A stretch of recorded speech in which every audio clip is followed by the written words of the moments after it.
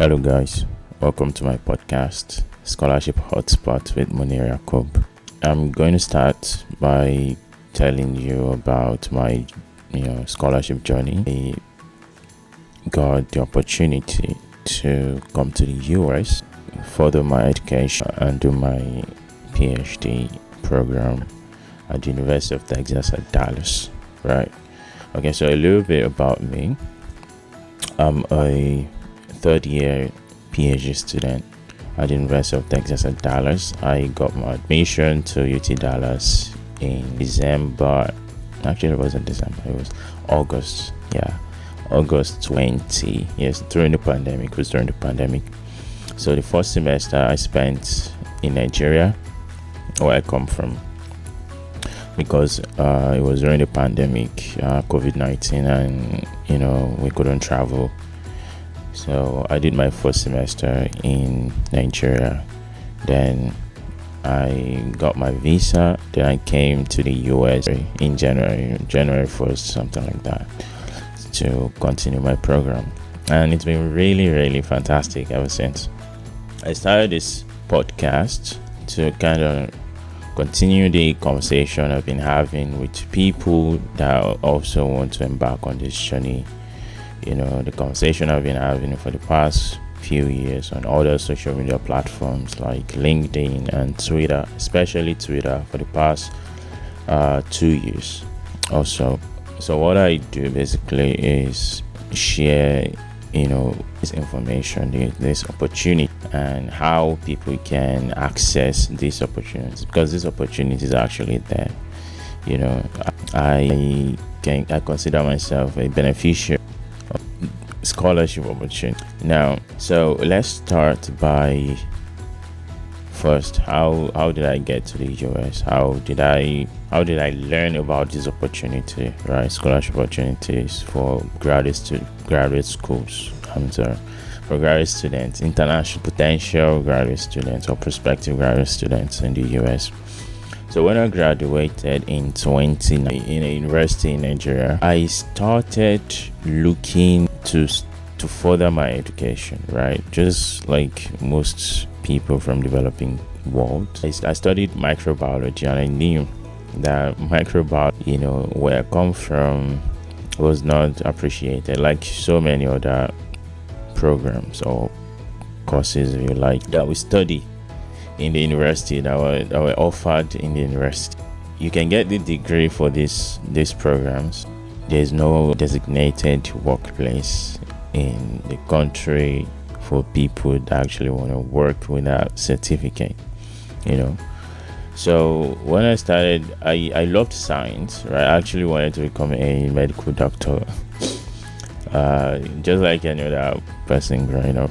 But I got into the university and I started studying microbiology. I fell in love with it, and I thought, well, why not? Let's do microbiology. So I started doing microbiology, but the reality began to set in. After microbiology, what next, right? So the question would bother me a lot, even as a first year student at the time, right? So I started falling in love with academia. I wanted to become a professor sometime. I don't know if I still hold that position now, but it's still kind of somewhere in my mind, right? But I knew after my BSc, I was going to an advanced degree in microbiology or any other advanced field. But at the same time, I looked at my peers at the time that were studying microbiology, biochemistry, zoology, botany, and all of this, core science, like life science courses. But if you look outside of the university environment, there was really nowhere you could take the certificate to and say, hey, I want to come and work here, right? So people that I've seen graduated, and I used to talk to people then, they were people that were not working in the bank, and they graduated from my department, so that used to bother me so much. Like, wouldn't everybody just start doing banking and financing or economics or something? Because like, why should I come and spend 4 years studying microbiology, and at the end of the day I start working in in insurance, in an insurance company or something, and it's not like it's by choice. It's that there's just no other, you just don't know where you can work in. Now if you wanted to work in the hospital, there's medical microbiology, for example. If you wanted to work in the hospital, there are students that actually went to school, study medical laboratory sciences, and those were the people that were preferred for that position. That they literally went to school as they spent 5 years, right? They spent 5 years so that they can work in those laboratories that we thought we might be able to work in. So when someone from biochemistry or microbiology goes to a medical laboratory with their certificate, they get rejected. Why? Because there's so many students that have spent even more university years than you. They are supposed to have that job, right? So we just don't fit anywhere, right? And it bothered me so much. I would wake up at night, I'm like, what am I gonna do with my future? So I thought, like, I had it in mind, I'm just gonna like get an advanced degree. But at the same time, I also looked at the university system, and even as an undergrad at the time, we would go to the laboratory. There's just like 2 laboratories for the department at the time, and we use one laboratory. The other one is for like other, like maybe I think postgraduates, graduate students and all that were doing their masters and PhDs at the time. So the ones that were for undergrad, they had few equipment in them. Microscopes, for example, just like 2 microscopes for 300 students. So it was ridiculous. We had equipment, but there were very few. We had 300 students. So okay, let me give you an example. So if you come to the US, I'm teaching. I'm doing TA. TA is teaching assistantship. I'm a teaching assistant for a professor that's teaching a laboratory in UT Dallas right now. Every student has their own microscope, right? One microscope per student. And they wouldn't mind dividing the same class into different sessions so that the microscope will be enough. Like just you and your microscope, and the other equipment are just for you and you use it.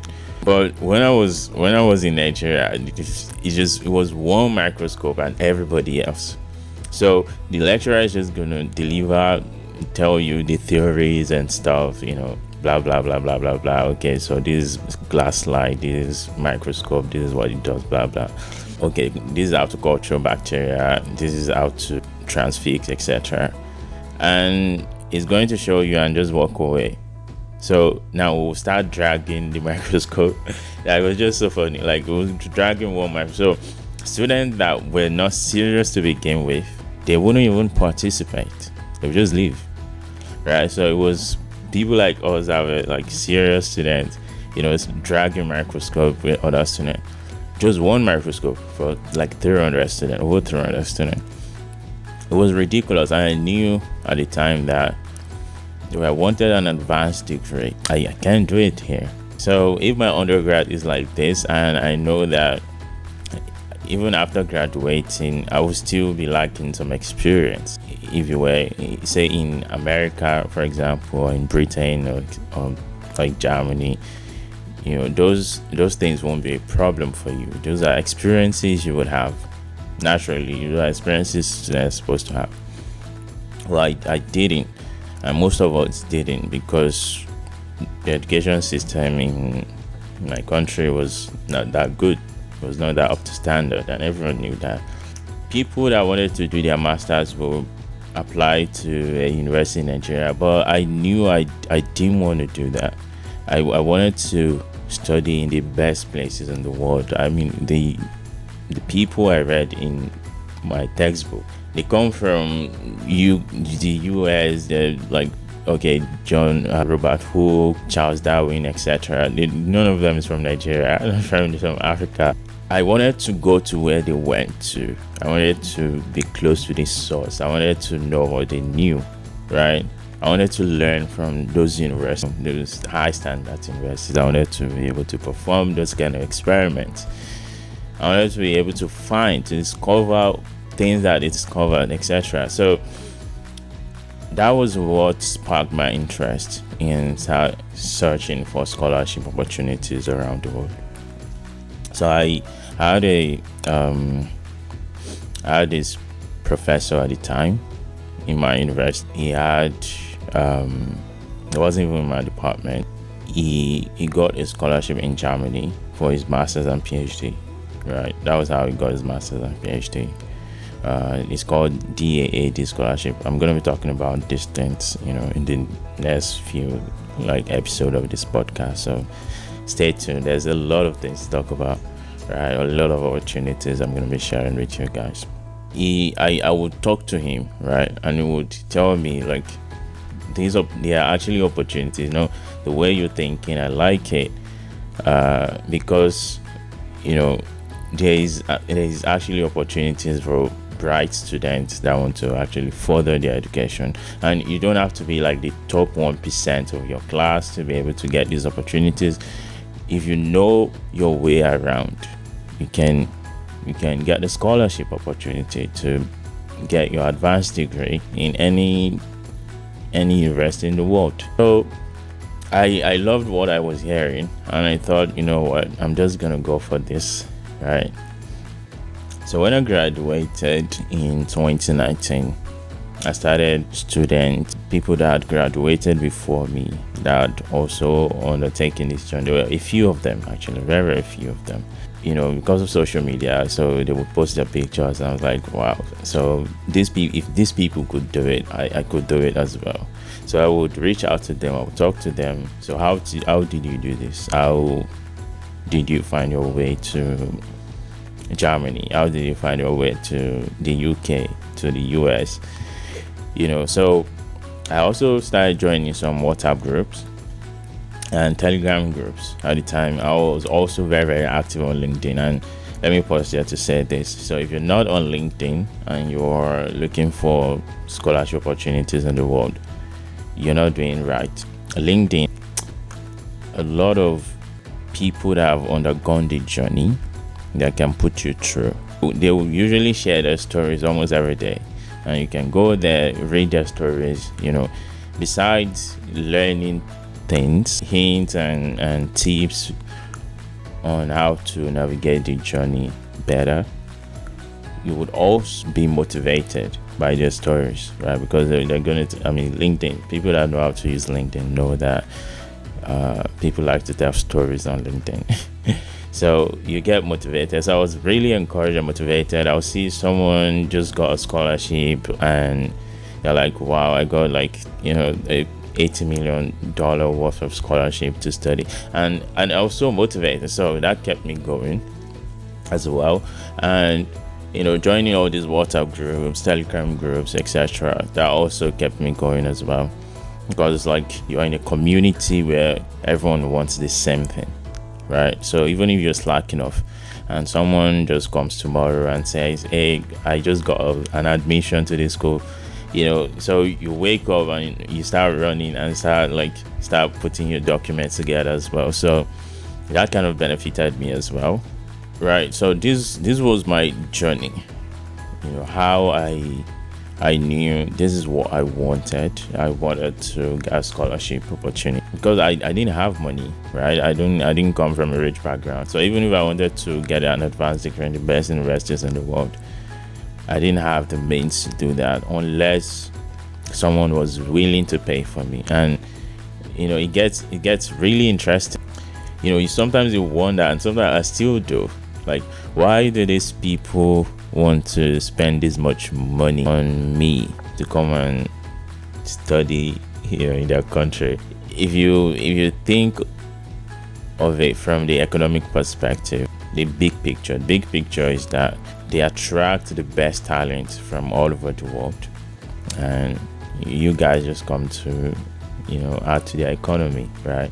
So whatever research you're producing would help them further their health, improve their health industry, for example, or transport industry, for example. So they think in big pictures, and that's why why would anyone just for free just give you like $24,000 every year, sorry, to come and study, just to study? If you're doing a PhD in Nigeria, you pay for it.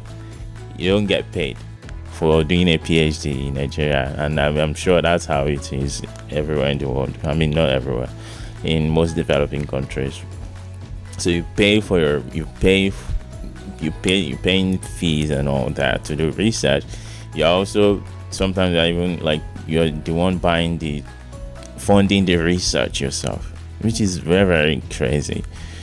So, but if you come to this part of the world, they actually want you to focus on your research. So they'll pay your tuition for you. They pay you stipend every month. They can employ you. We'll talk about all of these things, how the logistics of it, in future episodes. But I just wanted this to be like some kind of motivation for you that there are opportunities in the world.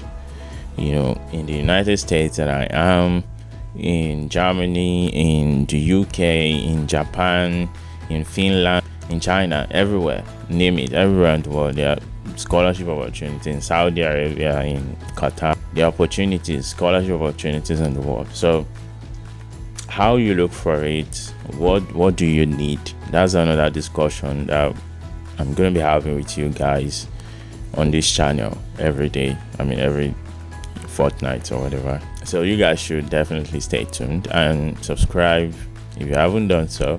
Like this video if you haven't done so, because turn on your notification. That's what I meant to say. Turn on your notification if you haven't done so, because I want to take you guys through that journey with me, as I've done in the past 2 years. I a lot of friends, and people that I didn't even know before, that reached out to me and say, I like what you do.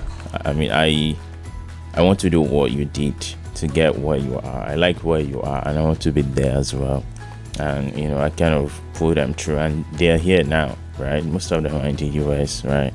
So I want to put the information out there that there is opportunities to further your degree, to get your advanced degree anywhere in the world, especially in the US, because the US has the most scholarships in the world. We'll talk about the logistics later, but the US has the most scholarships in the world. So how do you come to the US? If you want to come to the US, you want to come to Canada, for example, how do you, if you don't have any penny with you, how do you start the process? How much do you need? If you don't have money, how can you navigate that and still get it done? Because when I started my journey, I didn't have any money as well.